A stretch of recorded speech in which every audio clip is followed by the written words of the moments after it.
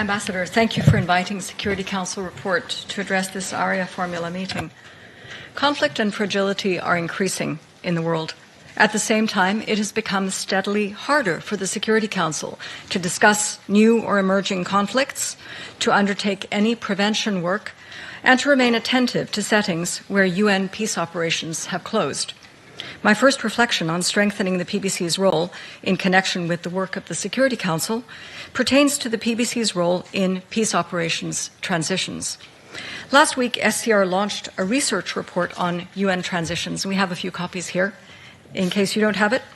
There is growing interest among diplomats, academics, practitioners in what happens after a UN peace operation closes down. But after exit, the Council rarely revisits how that country is faring, even though the issue formally remains on the Council's agenda for at least 3 more years. The Secretary-General's June 2022 report on UN transitions emphasized that work is needed to safeguard peace operations' hard-fought achievements and to ensure that the follow-on presence can succeed. There could be scope here for a stronger PBC role, given that it has visited several post-mission countries, including Liberia, Burundi, Sierra Leone, and Guinea-Bissau. The PBC also supported transition planning as UN missions prepared to leave these countries. Through its convening role, by considering the capacity requirements and gaps that national authorities, UN country teams, and other actors would face in assuming residual tasks. Liberia, where I served as SRSG, being the oft-cited example. On the other hand, the PBC was not involved with transitions in Haiti, Côte d'Ivoire, or Sudan, and has had minimal engagement in the MONUSCO transition in the DRC via its meetings on the Great Lakes region. The PBC has been most active in transition countries where the committee had created a country-specific configuration, a modality the PBC no longer initiates. It has not been able to act where the country concerned has not agreed to it. This PBC practice of requiring consent is important for the Commission's engagement, but Member States may want to do more to highlight the usefulness of PBC advocacy for the priorities and peace-building vision of the country concerned. In line with multiple Security Council resolutions and presidential statements since 2016 that highlight the potential advisory role of the PBC during transitions, the Council could encourage host countries to partner with the PBC to review, identify, and raise awareness of resource gaps and requirements related to their transition plans. For the PBC to follow transition settings closely, the PBC chair or vice chair could take an early interest in countries facing peace operations transitions. The Council could also consider, in tandem with the PBC, inviting the country concerned to present on its progress in areas of the former mandate, together with the Secretariat and members of the UN country team. The Security Council could also invite the PBC to report on its visits to countries that remain on the Council's agenda following peace operations transitions. A question here is whether it is the PBC that, in effect, takes the lead in the post-transition monitoring and support. A corollary is the extent to which the Council chooses to remain involved or not.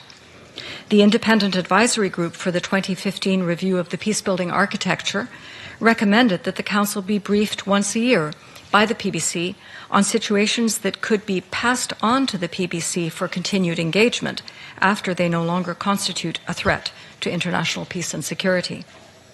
A further area of greater potential PBC engagement is in prevention.